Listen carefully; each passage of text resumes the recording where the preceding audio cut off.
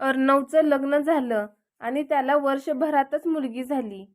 तेवढ्यात घरात रोहितच्या म्हणजेच त्याच्या लहान भावाच्या लग्नाचा विषय निघाला. तेव्हा रोहित म्हणाला की माझ्या लग्नासाठी मुलगी शोधण्याची गरज नाही. मी आधीच माझ्यासाठी मुलगी पाहून ठेवली आहे आणि ती मुलगी आपल्याच गावातील आणि आपल्याच जातीची आहे. कारण मला माहीत आहे की आपल्या खेड्यात लग्न करताना नेहमी जात आडवी येते. मागे सुधाकर काकांच्या मुलाने उच्च जातीच्या मुलीशी प्रेम केले तर किती भोगावे लागले बिचाऱ्यांना. पण इथे तो प्रश्नच नाही, कारण मी पाहिलेली मुलगी आपल्याच जातीची आहे. त्यामुळे जात आडवी येण्याचा प्रश्नच येत नाही. आणि महत्त्वाचे म्हणजे तुम्ही त्या मुलीला चांगलेच ओळखता. रोहितचं हे बोलणं ऐकून सगळेच अचंबित झाले आणि त्याला म्हणाले की अशी कोणती मुलगी आहे जी तुला पसंत आहे आणि जिला आम्ही ओळखतो? कोण आहे ती मुलगी? रोहित म्हणाला, हो, आई बाबा, दादा वहिनी, तुम्ही सगळेच तिला ओळखता. तेव्हा रोहनचे बाबा म्हणाले, अरे अशी ती कोण मुलगी आहे? आम्हाला स्पष्टपणे सांग. तू इतक्या कोड्यात बोलून का सांगतोयस? मग रोहित वडिलांच्या जवळ जाऊन बसला आणि म्हणाला, बाबा, अहो आपल्या समोरच्या गल्लीत मधुकर काका आहेत ना? तेव्हा बाबा म्हणाले, हो मग त्यांच्या असण्याचं काय रे बाबा? ते काय आजच आपल्या शेजारी राहायला आलेत का? पहिल्यापासून ते इथेच तर राहतात. त्यांचं काय ते सांग पटकन. तेव्हा रोहित म्हणाला, बाबा, त्या मधुकर काकांची मुलगी आहे ना, मोहिनी. बाबा पुन्हा म्हणाले, हो रे बाबा, संपूर्ण गावाला माहिती आहे मधुकर काका आणि त्यांची एकुलती एक मुलगी मोहिनी. पण पुढे काय ते तर बोलशील का नाही? मग रोहित त्याच्या बाबांच्या आणखीन जवळ सरकला आणि म्हणाला, अहो बाबा, त्यांचीच मुलगी मोहिनी मला पसंत आहे. हे ऐकून सगळेजण आश्चर्यचकित झाले. त्याच्या वडिलांनी चकित होत विचारले, काय मोहिनी? मोहिनी तर रोजच आपल्या घरी येत असते. कधी तू घरी असतोस, कधी नसतोस. पण तुमच्या दोघांचे एकमेकांवर प्रेम आहे हे तुम्ही दोघांनी आम्हाला कधीच जाणवू दिले नाही. यावर रोहित म्हणाला, हो आई बाबा, नाही जाणवू दिलं. कारण तुम्हाला आमच्यावर संशय आला असता तर तुम्ही नकार दिला असता. म्हणून योग्य वेळ येण्याची वाट पाहत होतो. शिवाय मोहिनी बिना आईची लेक आहे. आई विना वाढलेली पोर, त्यात गरीब परिस्थिती. त्यामुळे तुम्ही तिला नाकाराल ही भीती आम्हा दोघांनाही होती. म्हणून मग आम्ही ठरवलं की योग्य वेळ येईल तेव्हाच बोलू. आणि आता घरात माझ्या लग्नाचा विषय निघालाच होता, म्हणून मी स्पष्ट काय ते सांगून दिले. आणि मी हेही सांगून देतो की मी लग्न करेन तर फक्त मोहिनीशीच. मोहिनीशिवाय दुसऱ्या कोणाचाही विचार करणार नाही. रोहितचं हे असलं बोलणं ऐकून घरातील सर्वजण आश्चर्याने त्याच्याकडे पाहतच राहिले. रोहित म्हणाला, आई, तुला चांगलंच माहीत आहे की मोहिनी ही गरीब घरची मुलगी आहे, पण समजूतदार आहे, जास्त शिकलेली नाही आणि गल्लीतल्या बायकांसोबत दुसऱ्यांच्या शेतात कामाला जाते. इथे तर आपलीच स्वतःची शेती आहे आणि मोहिनीला सुरुवातीपासूनच शेतातील काम येत असल्यामुळे ती पण माझ्या बरोबरीने आपल्या शेतात काम करायला तयार आहे. ती नेहमी कष्ट करायला तयार असते. तिचा या गोष्टीवर विश्वास आहे की कष्ट करणाऱ्यांच्या मदतीला देव धावून येतो. आणि अशी मला समजून घेणारी बायको मला मिळाली तर. म्हणूनच मला मोहिनीशी लग्न करायला नक्कीच आवडेल. आणि आई, तसंही मी कुठे नोकरीला नाही, कायम शेतामध्ये राबणारा मी. त्यामुळे ही कमी शिकलेली बायको माझ्यासाठी काय वाईट आहे? नाहीतर मला कोणती मोठी एखादी पदवीधर बायको मिळणार आहे. यावर त्याची आई म्हणाली, अरे रोहित, पण थोडा विचार कर. मोहिनी स्वभावाने खरंच चांगली मुलगी आहे, पण दिसायला ती तुझ्या तोडीची नक्कीच नाही रे. तू शेतात दिवसभर उन्हात राबून सुद्धा कसा हँडसम दिसतोस, पण मोहिनी दिसायला सामान्य आहे. ती तुला शोभणार नाही रे. यावर रोहित म्हणाला, आई बाबा, तुम्ही बरोबर बोलताय, पण विचार करा. जर अनोळखी मुलगी आपण या घरात आणली आणि जर तिने आपल्या सर्वांना सांभाळून घेतले नाही तर? मी मोहिनीला आधीच सांगितलं आहे की काहीही झालं तरी मला एकत्र कुटुंबातच राहायला आवडतं. वेगळं राहणं मला कधी जमणार नाही. आई बाबा, तुम्ही तर बघतच आहात की दादाची बायको सीमा वहिनी किती समजूतदार आहे. कसं तिनं या कुटुंबाला एकत्र बांधून ठेवले. कुटुंबासाठी ती जीवाचा आटापिटा करते. तसेच मोहिनी सुद्धा हे घर एकत्र बांधून ठेवेल याचा मला पूर्ण विश्वास आहे. बाबा, मी जेव्हा तिला हे सगळं सांगितलं तेव्हा ती म्हणाली, रोहित, मला लहानपणापासूनच कष्टाची सवय आहे. मी कष्ट करतच लहानाची मोठी झाली. सुरुवातीला मला लोकांच्या शेतात काम करून करून कंटाळा यायचा, पण जगण्यासाठी काम करणं महत्त्वाचं होतं. मी लहान असतानाच आई सोडून गेली आणि तिच्या जाण्याने बाबांना धक्का बसला आणि तेव्हापासून ते सारखे आजारी असतात. मग मीच शेतात काम करू लागले. बाबा एकटे तरी काय करणार? मलाच आता त्यांचा आधार व्हायचा आहे. म्हणून अगदी लहानपणापासूनच भांगलन, खुरपणी, ऊस लागण, तुरीच्या शेंगा तोडण्याची कला, चिखलात सुद्धा भाताची रोवणी केली रे मी. घरातील सगळं काम करून शेजारच्या बायकांसोबतच कामालाही जाते मी.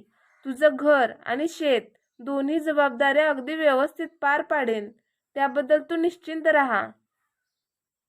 आई बाबा, आता मला सांगा, अशी गुणी मुलगी जिला रोज आपण आपल्या डोळ्यादेखत पाहतो, ती या घरची सून का नाही होऊ शकत? यावर रोहितचे वडील म्हणाले, रोहित, अगदी बरोबर बोललास तू. त्या मुलीत खरंच काहीच वाईट नाही. कॅन्सरमुळे तिची आई गेली आणि त्या धक्क्याने वडील आजारी पडल्यावर ती पोरगी बापाला बरं नाही म्हणून स्वतः कष्ट करते. एकदा तिचा बाप खूप आजारी पडला होता, तर लहान वयाची ती पोर पण काय समर्थपणे तिने जबाबदारी सांभाळली. बापाचा दवाखाना, औषध गोळ्या सगळं तिने एकटीने सांभाळलं. तेव्हा मी विचारले होते, मोहिनी बाळा, काही मदत लागली तर हक्काने माग. पण स्वाभिमानी पोरगी मला म्हणाली, काका, आहेत माझ्याकडे कामाचे पैसे. 1 रुपयाची सुद्धा कोणाकडून मदत घेतली नाही तिने. बापाच्या पोटाला घालून त्यांच्या जवळच पाणी, औषध सगळं ठेवून शेतात कामाला जायची आणि जाताना शेजारी सांगून जायची, काका, मध्ये मध्ये एक चक्कर माराल ना बाबांकडे, म्हणजे मी निश्चिंत राहील. मला तर मोहिनी सून म्हणून पसंत आहे. रोहितच्या आई, काय विचार करताय एवढा? द्या होकार पोरीला. आणि मग सगळेच या लग्नाला तयार झाले आणि दुसऱ्याच दिवशी मधुकरला आणि मोहिनीला घरी बोलावले. 2 घरं सोडून बाजूलाच तर राहायचे ते.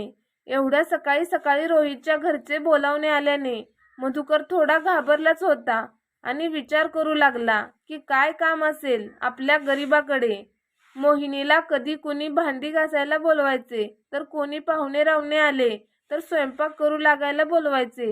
पण आज एवढ्या सकाळी सकाळी काय काम असेल, बघूया काय काम असेल ते, असं मनाशी ठरवून मोहिनीला सोबत घेऊन ते रोहित सोबत त्याच्या घरी आले. रोहितने त्यांना खुर्चीवर बसायला सांगितले. मधुकरराव बसले, परंतु मोहिनी तिथे जवळच उभी राहिली. रोहितचे बाबा म्हणाले, मधुकरराव, इतक्या सकाळी तुम्हाला का बोलावले याचे तुम्हाला आश्चर्य नाही का वाटले? यावर मोहिनीचे बाबा म्हणाले, हो ना, मनाला सारखी धाकधूक लागून राहिली होती की का बोलावले असेल म्हणून. रोहितची आई म्हणाली, मधुकर बावजी, अहो, तुम्हाला एक आनंदाची बातमी द्यायची आहे. यावर मधुकरराव म्हणाले, कोणती आनंदाची बातमी? रोहितची आई, योजनेचे पैसे बिसे मिळणार आहेत की काय? मागे रोहितने फॉर्म भरला होता आणि म्हणाला होता, काका, तुम्हाला 1000 रुपये मिळतील महिन्याला. तेच पैसे आलेत की काय? बरं होईल बाबा, ते पैसे मिळाले तर तेवढाच फाटक्या संसाराला आधार होईल. तेवढ्यात रोहितची आई म्हणाली, अहो भाऊजी, कोणत्याच योजनेचे पैसे अजून आले नाहीत आणि ते सरकारी काम आहे. सरकारी काम आणि 6 महिने थांब. ही बातमी जरा वेगळीच आहे. यावर मधुकरराव म्हणाले, अहो रोहितची आई, आता अजून कोणती वेगळी बातमी? माझ्या मुलीसाठी कुठलं एखादं स्थळबीळ आलंय की काय? यावर रोहितची आई म्हणाली, अगदी बरोबर ओळखले तुम्ही. यावर मधुकररावांनी चकित होऊन विचारलं, अहो काय सांगताय रोहितची आई? माझ्या मोहिनीसाठी स्थळ आलंय आणि काय करतो पोरगा? कोणतं स्थळ आहे आणि तुम्ही त्यांना ओळखता का? यावर शेवटी रोहितचे बाबा म्हणाले, मधुकरराव, तो मुलगा आपल्याच गावचा आहे. शिवाय तुम्ही पण त्या मुलाला खूप चांगले ओळखता आणि इतकंच नाही तर त्या मुलाच्या संपूर्ण कुटुंबालाही ओळखता. यावर मधुकरराव म्हणाले, अहो पण कोण मुलगा आहे हे तरी सांगा. मग रोहितचे बाबा रोहितकडे बोट दाखवत म्हणाले, हाच तो मुलगा. काही क्षण मधुकरराव स्तब्ध होते आणि मग भानावर आले. तसे रोहितची आई म्हणाली, मधुकर भाऊजी, तुमची मोहिनी आमच्या पदरात घाला. माझ्या रोहितचं स्थळ सांगून आलंय तुमच्या लेकीला.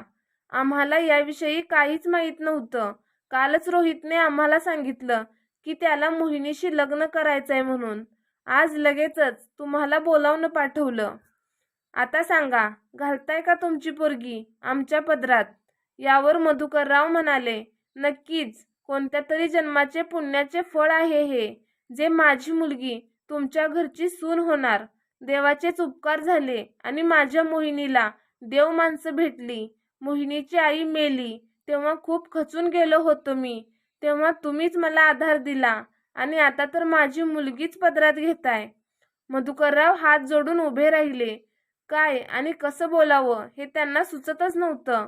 तेव्हा रोहितचे बाबा म्हणाले, काही बोलू नका. आता आपण लग्नाची तयारी करूया.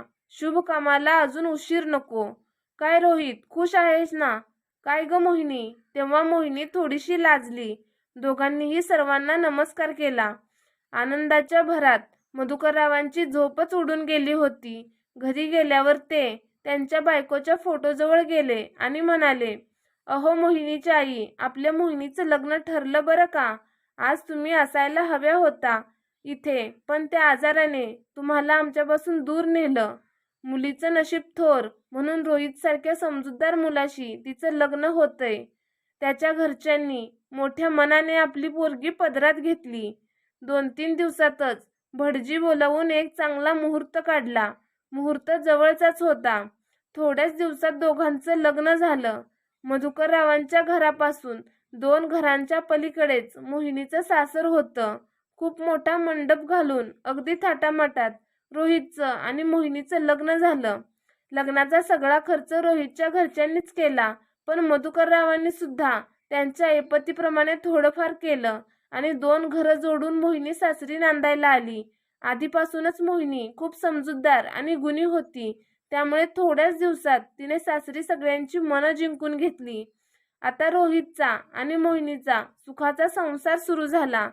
थोड्याच दिवसात त्यांना बाळाची चाहूल लागली आणि संपूर्ण घर आनंदानं भरून गेलं. मित्रांनो, छान होती ना कथा? तुम्हाला कशी वाटली मला कमेंट करून नक्की कळवा. कथा आवडली असेल तर व्हिडिओला लाईक करा, शेअर करा आणि अशाच नवीन कथांसाठी माझ्या चॅनेलला सबस्क्राईब करायला विसरू नका. धन्यवाद.